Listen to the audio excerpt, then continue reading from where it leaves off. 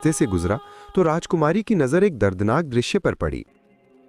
एक पेड़ के नीचे एक माँ अपने छोटे से बच्चे के साथ बैठी थी। थकान और भूख से बेहाल उसके चेहरे पर निराशा और डर साफ झलक रहा था। राजकुमारी तुरंत रुक गई। उसके दिल में कुछ हलचल सी हुई।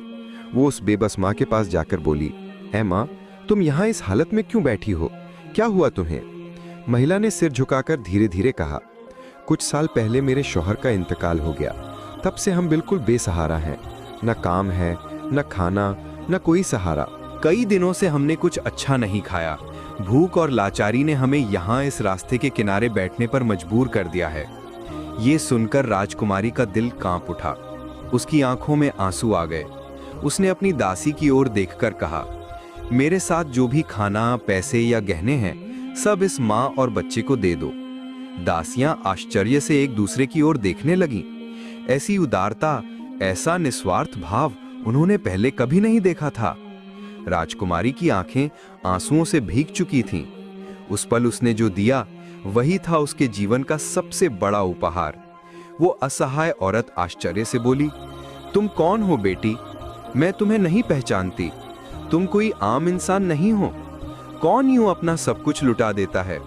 राजकुमारी मुस्कुराकर बोली, मैं हजरत फातिमा रजी अल्लाह ताला अन्हा की अनुयायी हूँ। उन्हीं की शिक्षाएं मेरे जीवन की रोशनी है। उन्होंने हमें सिखाया है कि इंसानियत के लिए दान करना और मोहब्बत बांटना ही असली बादशाही है।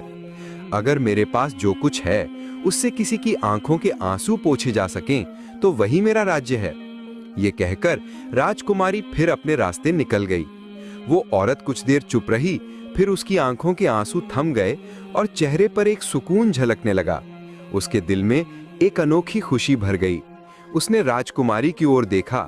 उसके लिए अब वो सिर्फ एक औरत नहीं बल्कि इंसानियत की फरिश्ता थी।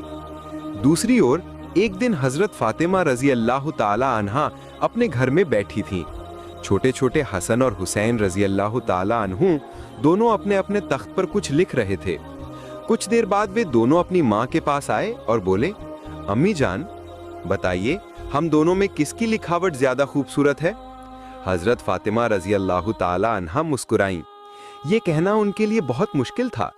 किसकी तारीफ करें और किसके दिल को दुखाएं, क्योंकि दोनों उनके प्यारे बेटे थे और दोनों पर बराबर ममता थी। उन्होंने कहा, बेटो, तुम दोनों अपने नाना जान रसूलुल्लाह सल्लल्लाहु अलैहि वसल्लम के पास जाओ। वही बताएंगे कि किसकी लिखावट बेहतर है। दोनों नन्हे हसन और हुसैन दौड़ते हुए अपने नाना हजरत मोहम्मद सल्लल्लाहु अलैहि वसल्लम के पास पहुंचे। उन्होंने कहा,